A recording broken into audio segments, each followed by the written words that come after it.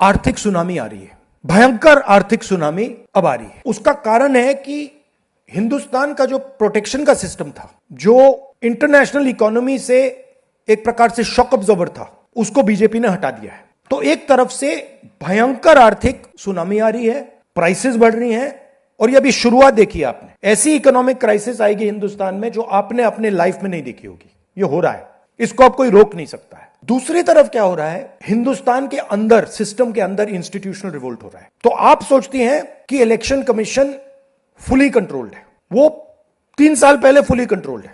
Chief election commissioner के messages मेरे पास आ रहे हैं, head of intelligence system, senior judiciary, सारों के सारे रिवोल्ट कर रहे हैं, इंफॉर्मेशन दे रहे हैं हमें।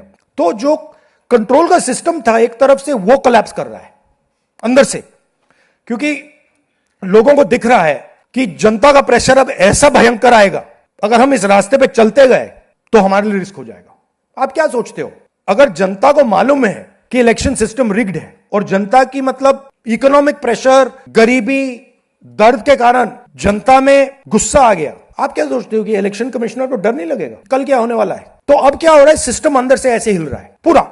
और मैं आपको ये बता दूं कि मेरे पास इंफॉर्मेशन आ रही है, सिस्टम मुझे इंफॉर्मेशन दे रहा है, मोदी जी के बारे में, शाह जी के बारे में, उनके बेटों के बारे में, मिनिस्टर्स के बारे में, अजीत डोवल के बारे में पूरा इंफॉर्मेशन है, धड़ाधड़ धड़ाधड़ धड़ाधड़ हमारे सिस्टम से आ रहा है। अब यह हो सकता है कि जनता के प्रेशर को यह सप्रेस करने की कोशिश करें, इमरजेंसी जैसी चीज कर दें, हो सकता है। बट अब हम दूसरी स्टेज में जा रहे हैं, पहले हम फुल कंट्रोल स्टेज में थे, अब ये आउट ऑफ कंट्रोल जा रहा है इनके। मैं मोदी जी के पास जाता हूं, जब मीटिंग में जाता हूं, मैं आपको बताऊं, मेरे पास मोदी जी के पर इतना इंफॉर्मेशन है, मोदी जी जानते हैं, मैं भी जानता हूं।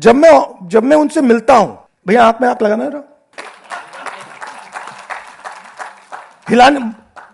हिलना पड़ता है, क्योंकि वो जानते हैं कि जिस सिस्टम को मैंने कंट्रोल किया था वो सिस्टम कोलैप्स कर रहा है और पूरा इंफॉर्मेशन इसको दे रहा है। तो ये डायनामिक चल रही है। और आप देखना, मेरे अंदाजे से, मेरा असेसमेंट है, 1 साल के अंदर मोदी जी प्राइम मिनिस्टर नहीं होंगे।